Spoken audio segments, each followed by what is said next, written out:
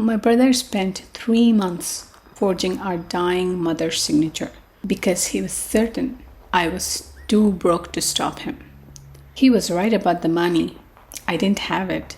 What he didn't know was that in the last year of her life, our mother had asked me to put 2 small cameras in her house. I didn't know what was on the drive.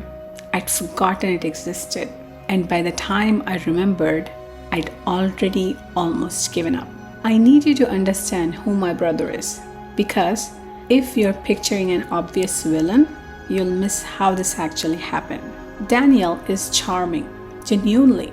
At Mom's funeral, he hugged every single person who came. He cried, real tears.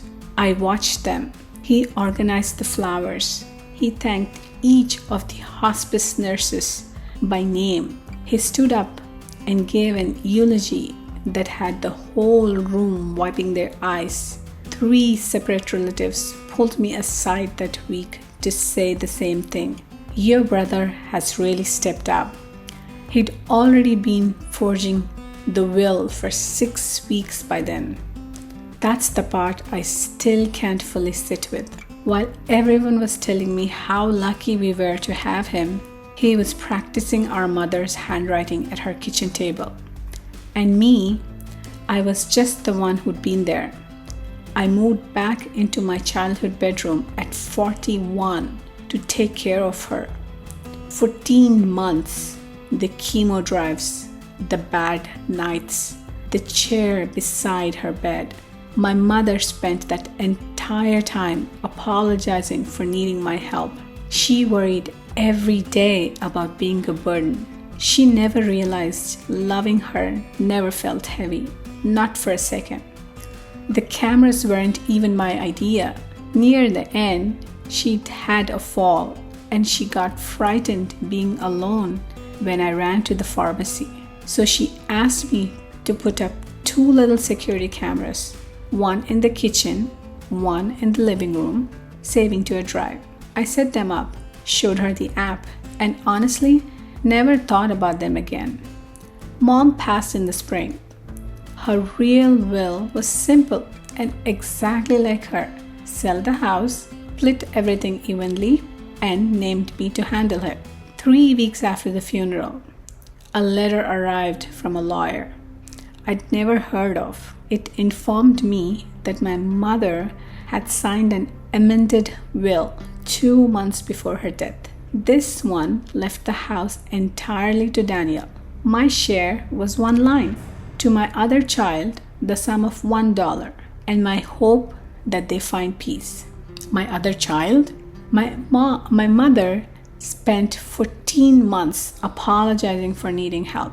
She thanked me for every ride to chemo, every meal, every glass of water, as though love was something she had to earn. Then I looked down at that page. It didn't just leave me $1. It turned my mother into someone I didn't recognize. By the 4th time I read it, the paper was shaking in my hand, and for a second, I honestly wondered if I'd forgotten how to read. I called Daniel. He sounded genuinely concerned. That was the worst part. He said Mom had changed her mind at the end, that she'd been concerned about some of my choices, and that he understood how much this must hurt. He was so gentle about it that for one terrible moment, I almost wondered if grief had broken something in my own memory. Then, gently, almost lovingly, he said, "There's no point fighting it. It's your word against a signed document, and nobody's going to believe you over it." The terrible thing is, he was probably right.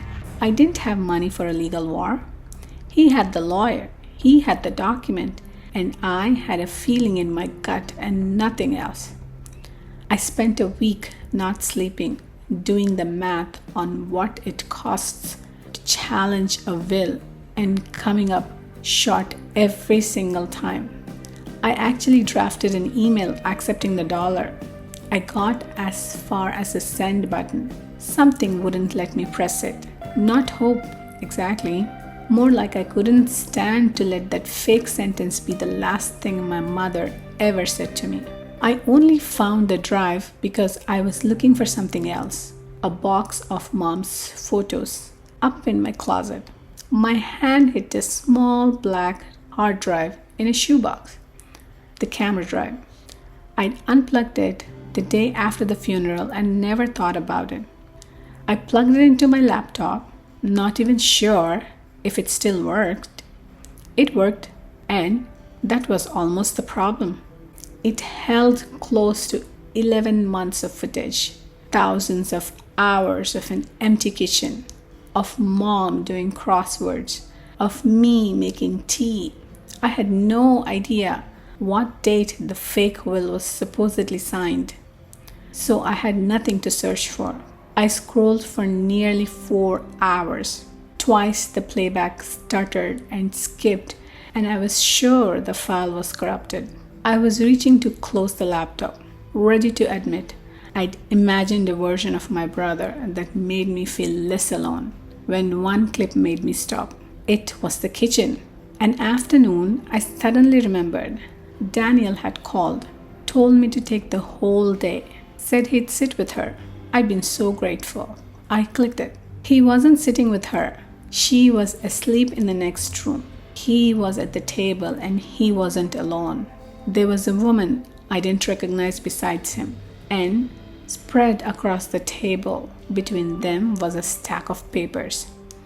Then I noticed what was in his hand. He was signing over and over, practicing, and when he got one he was happy with, I heard my brother say, in my mother's kitchen, while she slept 20 feet away, she'll never fight it. She doesn't have the money to fight it. I didn't call him. That was the hardest discipline of my life, to know and say nothing. I made copies, a second drive, a locked cloud account, and one I mailed to myself and left sealed, so there would be a dated, postmarked record. It existed before I did anything. Then I found a real lawyer, an estate attorney, and paid for one consultation with money I didn't have. I set the laptop on her desk and pressed play. She watched the whole clip without a word. When it ended, she took off her glasses and said something that reframed everything. You understand this isn't a will contest anymore. Forging this document is a felony. I hadn't understood that. I'd been so focused on the house, I hadn't grasped what he actually done. She sent one letter, not a threat, just a formal notice to Daniel's lawyer requesting to depose him, stating that new evidence regarding the execution of the amendment will has come to light. Daniel called me that night. The warmth was gone. He wanted to know what evidence. He wanted to talk, just us. Keep the lawyers out of it. He said, we were family. I said the thing he'd said to me. I said, there's no point fighting it. His lawyer, once she saw the footage, requested a 10-minute recess. No one came back for 47 minutes. When they finally returned to the room, Daniel wouldn't look at me, not once. The whole 14 months I took care of our mother. He barely looked at me either, but this was different. This was a man who finally understood he'd been caught by the one person he'd decided didn't count. The amended will was thrown out. Mom's real will stood, and the rest wasn't mine to control. Forging a will is a crime, and a crime isn't a thing a sister gets to forgive. It left my hands entirely. For my whole life, I'd been the one who smoothed things over for Daniel, who made his excuses, who told everyone he just grieved differently. The most powerful thing I ever did was stop. I didn't do anything to him. I just stopped standing between my brother and the truth. Near the very end, when she was frightened of being alone, my mother asked me for 2 small cameras. She was afraid of falling when no one was there to catch her. She thought she was protecting herself from a fall. She had no idea she was protecting me.